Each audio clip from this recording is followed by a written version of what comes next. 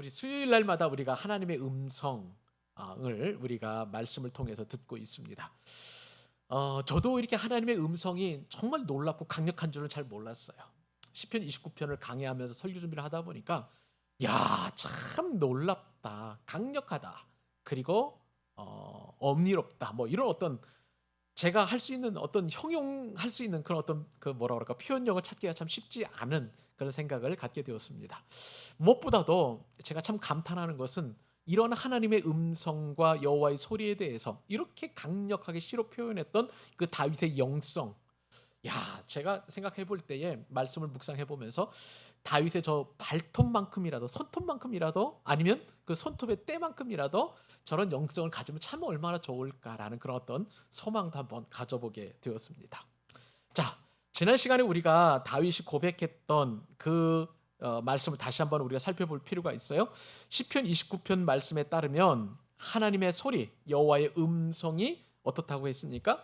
여호와의 소리가 물 위에 있었었고요. 우레소리처럼, 우레소리라는 것은 천둥과 번개 소리잖아요. 그 소리처럼 우렁차다, 강력하다라고 이야기했고요. 또 4절 말씀을 보니까 그 여호와의 소리가 위엄차다, 그렇게 고백을 했습니다. 그리고 그 여호와의 소리가 얼마나 능력이 있는지 백향목을 꺾을 뿐만 아니라 레바논의 백향목, 백향목 중에서도 찐 백향목이라고 할 수 있는 레바논의 그 백향목을 꺾으셨다, 부수셨다라고 하는 그러한 표현을 우리가 말씀을 통해서 깊은 은혜를 받게 되었습니다. 그리고 이제 그 여호와의 소리가 이제 움직이는 거예요. 움직이는 거예요. 그래서 지난 시간에 우리가 살펴보았던 것처럼 그 여호와의 소리를 꺾으셨던 그 능력 있는 말씀이 마치 송아지 같이 날뛰게 하셨다는 거예요. 뛰어다니셨다는 거예요.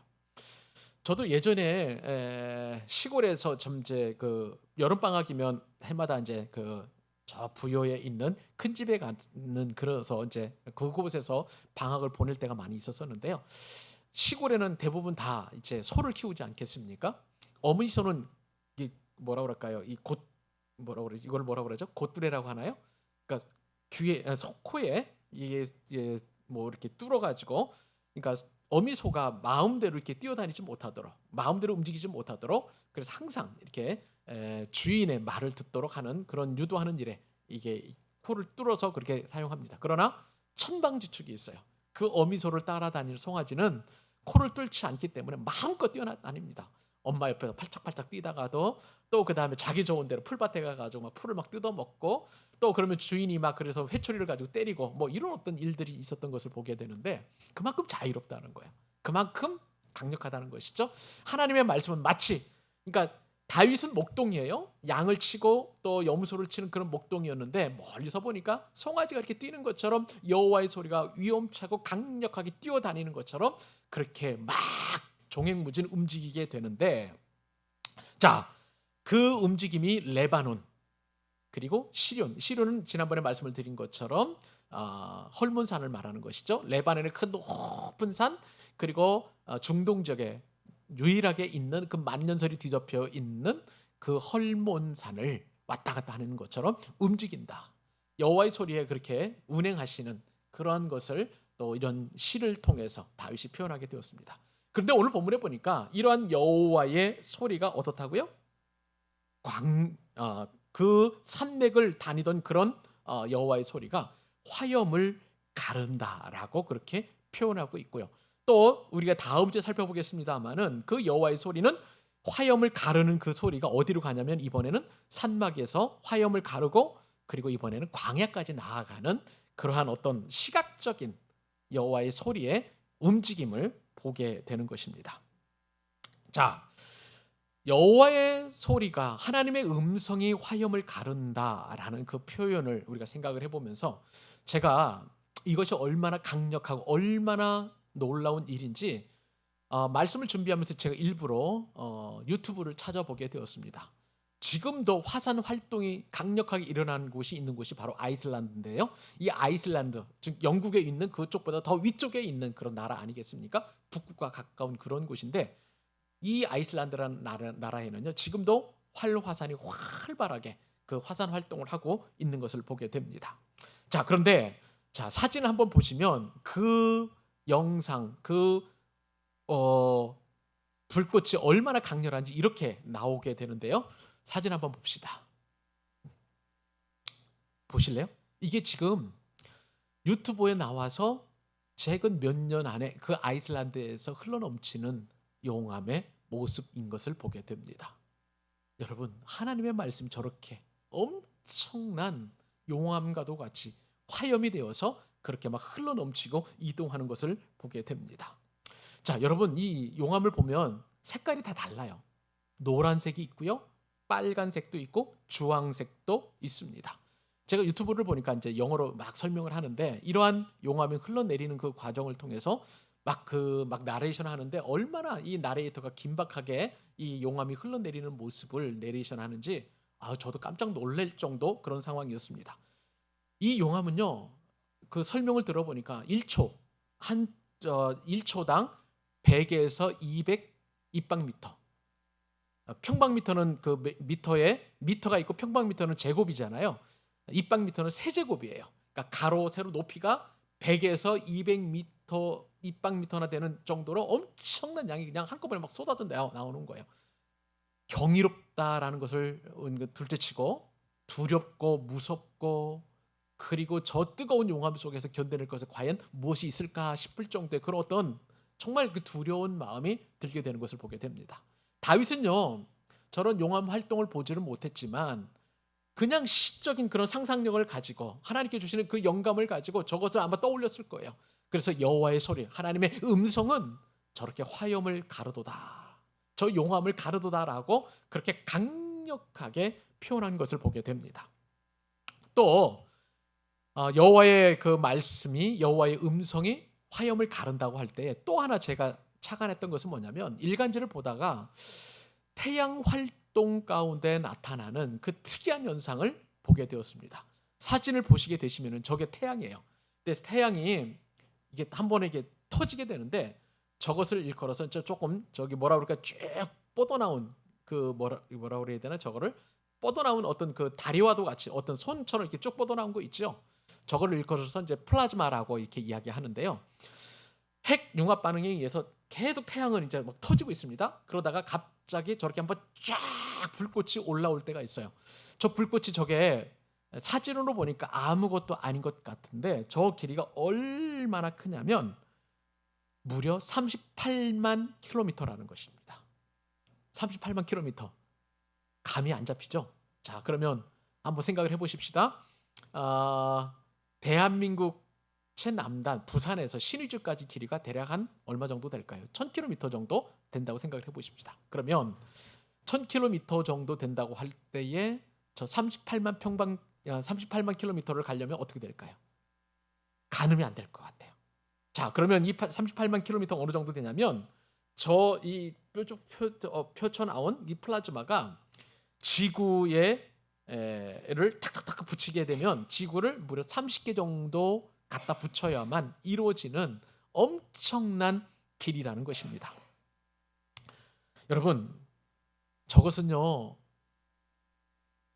일종의 뭐라 그럴까, 불의 혀라고 좀 생각하시면 되겠습니다. 태양이 혀를 쫙 내밀었을 때에 저 플라즈마를 통해서 저것이 좀 더 길어지고 또 조금 더 이렇게 또 강력하다면 지구에 자기장을 미쳐가지고 지구의 생태계가 파괴가 되고, 그리고 지구의 대기를 바꾸고 기후를 바꿀 수 있는 엄청난 힘을 가지고 있는 그런 플라즈마라고 할 수가 있는 것이죠. 저것은 그냥 나사에서 나오는 그 플라즈마를 찍은 것인데, 저거를 아르헨티나 사진작가 푸포라는 사람이 지구에서, 아르헨티나에서 저 플라즈마를 찍게 되었는데, 그가 한 고백이 신문 기사에 실리게 되었습니다. 제가 보니까 이렇게 표현을 해놨어요. 거대한 태양 플라즈마의 혀가 마치 불타는 뱀처럼 뻗었다. 이번 태양 현상은 우주의 위험과 힘을 다시 한번 상기시켜줬다라고 이야기하면서 사진작가가 저 플라즈마를 보면서 그렇게 표현을 한 것을 제가 읽게 되었습니다. 여러분, 그런데 오늘 다윗은요, 하나님의 음성이 저 플라즈마보다도 더 강력하다는 거예요. 더 위험하다는 거예요. 더 두렵다는 거예요. 그리고 화산 폭발보다도 저 태양의 저 강력한 플라즈마보다도 더 위험찬 그런 모습을 다윗이 시로 표현하고 있는 것을 보게 됩니다. 말씀을 드린 대로 다윗은 화산 폭발을 보지 못했을 거예요. 그리고 저 플라즈마 역시도 다윗은 상상도 못했을 것입니다. 그러나 여호와의 소리를 시각화시켜서 불꽃 이미지와 그리고 칼 이미지를, 화염이라는 게 불꽃 염자잖아요. 그리고 검은 칼 검자입니다. 그러니까 불꽃검이라고, 화염검 할 때 불꽃검을 묘사하고 있는 것을 보게 됩니다.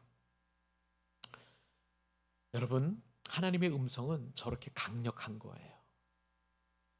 하나님의 그 화염검 앞에 그 어떠한 존재도, 그 어떤 피조물도 감히 명함을 내밀지 못하는, 그리고 그 엄청난 그런 화염검 앞에 그저 고개 숙이고 경배할 수밖에 없는 것을 보게 됩니다. 제가 성경에서 이 화염검을 살펴보게 되었는데요, 그 화염검이 성경이 처음 등장할 때가 바로 창세기입니다. 우리가 잘 아는 것처럼 창세기 3장 24절에 보면 화염검에 대한 이야기가 나와요. 제가 읽어볼게요. 이같이 하나님이 그 사람을 쫓아내시고 에덴 동산 동쪽의 그룹들과 그 다음에 두루 도는 불칼, 이게 바로 화염검이죠. 화염검을 두어 생명나무의 길을 지키게 하시니라. 여러분, 최초로 등장하는 이 화염검은 심판의 도구로 등장하게 되어 있습니다. 성경에서 최초로 화염검이 등장하는 이 본문은 창세기 3장에서 하나님께서는 화염검을 세워두셔서 에덴 중앙에 있는 이 생명나무를 사람이 다시 따먹지 못하도록 그 에덴 동산을 지키는 그 도구로 화염검을 그렇게 사용하고 계시는 것을 보게 됩니다. 여러분, 태초에요, 우리 사람은 하나님과 교제하며 교통하도록 그렇게 창조하셨습니다. 우리가 사도신경을 통해서 우리가 공부했잖아요. 하나님께서는 사흘 동안 처음에 사람이 살 수 있는 좋은 터전과 환경을 만들도록 계속해서 그렇게 조성을 하셨습니다. 처음에 첫날은 빛을 창조하셨고요, 둘째 날에는 궁창을 창조하셨고, 또 셋째 날에는 또 땅과 그리고 또 갑자기 생각이 안 나요. 셋째 날에 또 창조하셨고, 셋째 날까지 이렇게 태어전을 다 창조하셨고, 그리고 넷째 날, 다섯째 날, 여섯째 날까지 해서 맨 마지막에 창조하는 하나님의 걸작품인 이 사람까지 창조하시도록 이렇게 매일마다 그렇게 창조해 나가셨습니다. 그만큼 사람은 하나님의 형상과 모양을 닮아서 정말 하나님으로부터 특수한 그런 관계를 맺는 존귀한 존재로 우리를 창조하셨단 말씀이죠. 우리가 공부했던 것처럼 피조물인 천사도 있지만, 그러나 천사는 회개할 방법이 없고요, 회개할 기회가 주어지지 않아요. 그런데 우리 사람은 정말 놀랍게도 회개할 때 다시 하나님의 자녀로 회복되는 놀라운 은혜와 축복을 우리가 받게 된 그런 존재 아니겠습니까? 그런데 이러한 놀라운 특권과 축복을 받은 이 사람이 바로 선악을 알게 하는 나무, 창조주와 피조물의 최소한의 경계라고 할 수 있는 그것을 따먹고 뱀의 유혹을 받아서 그것을 따먹음으로 말미암아 완전히 피조물임에도 불구하고 창조주처럼 그 지위를 바꾸려고 했을 때 이것이 하나님 앞에 큰 죄가 되었고요. 그리고 더 이상 생명나무, 선악을 알게 하는 나무뿐만 아니라 또 이 생명나무의 열매를 따먹지 못하도록 그렇게 하나님께서는 에덴 동산 동쪽에 이 화염검을 두어서 들어가지 못하도록 막으셨다는 것을 보게 됩니다. 여러분, 우리가 만약에 끔찍한 그런 가정을 한번 해봤으면 좋겠습니다. 선악을 알게 하는 나무의 열매를 따먹고 만약에 우리가 생명나무의 열매까지 먹게 되었다면 우리는 영원토록 구원받지 못하고, 그리고 영원토록 우리는 죄의 자녀로 살 수밖에 없는 것이죠. 그러니까 하나님께서는 강력한 이 화염검을 두어서 생명나무의 열매를 먹지 못하도록 그렇게 막으셨던 것을 보게 됩니다. 이 생명나무를 지키는 이 화염검은요, 영화 스타워즈에 나오는 이 광선검하고 또 차원이 다릅니다. 강력하고, 아까 우리가 보았던 것처럼 태양의 그 플라즈보다도 더 강력하고, 그리고 흘러나오는 그 용암보다도 더 두렵고 어미로운 그러한 화염검이라고 할 수가 있는 것이죠. 그런데 여러분, 오늘 말씀에 보면 그 화염검에서 끝나는 것이 아니라 여호와의 소리가 그 화염을 어떻게 했다고요? 갈라냈다는 거예요. 여호와의 소리. 여러분 여기서 여호와의 소리는 그러면 그 화염을 가르는 그 존재는 무엇일까요? 예수 그리스도를 말씀하시는 것입니다. 여러분 여호와의 소리는 여기서 바로 생명이신 예수님이심을 우리는 믿어야 합니다. 하나님의 형상으로 지음받은 인생에게는 그 예수님의 말씀이, 하나님의 음성이 생명의 양식이고 영혼의 에너지이고 우리 삶의 목적이고 영생 그 자체라고 할 수가 있는 것이죠.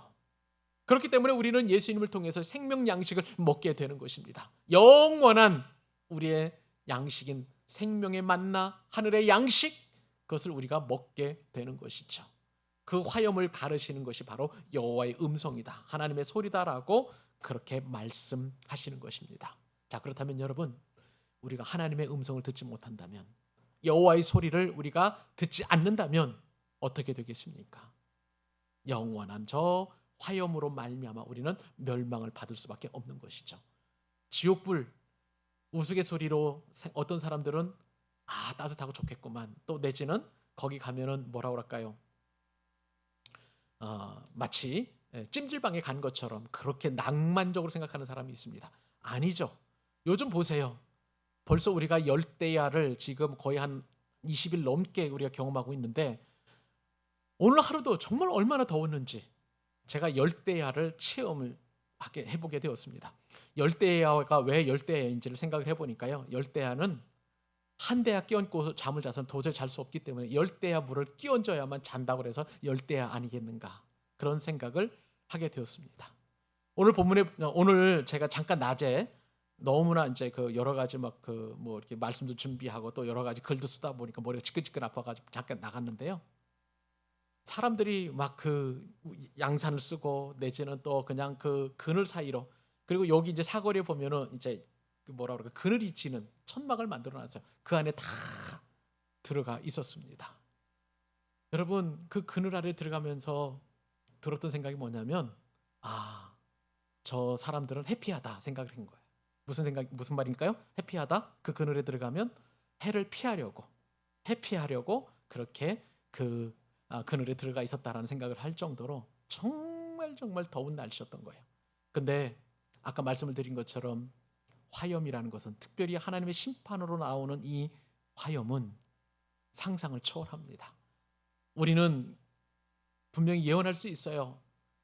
지금 열대야는 아무리 길어야 앞으로 열흘도 안전할 겁니다. 열흘 안에 이 모든 문제들이 이제 해결될 텐데, 그런데 여러분, 영원토록 이 화염이 우리 삶을, 우리 인생을 주관하고 있다면 얼마나 불행한, 얼마나 힘겨운 그러한 인생이 될 수 있을까 생각을 해보면 참 기가 막힌 일이 아닐 수 없어요. 그런데 우리에게는 이 화염이 우리의 삶을 끝까지 영원토록 주장하는 것이 아니라 그 화염을 가르시는 여호와의 소리, 그 예수 그리스도가 있다는 것을 우리에게 소망으로 말씀해 주시는 것입니다. 하나님의 소리는 예수님이세요. 여호와의 음성, 하나님의 음성은 예수님이십니다. 그 예수님이 우리를 영원한 생명으로 인도하시고, 그리고 화염을 가르시고 이제는 우리를 안락한, 그리고 영원한 천국으로 우리를 인도하신 줄로 믿습니다. 그러므로 우리는 시마다 때마다 늘 하나님의 음성을 듣기를 좋아하고 그 음성을 암송하고 그 말씀과 더불어서 순종하며 살아가는 그 은혜가 있어야 될 줄로 믿습니다. 화염을 가르시는 하나님의 음성, 그 예수님을 날마다 좋아하는 저와 여러분 되시기를 주님의 이름으로 축복합니다. 다윗과 같이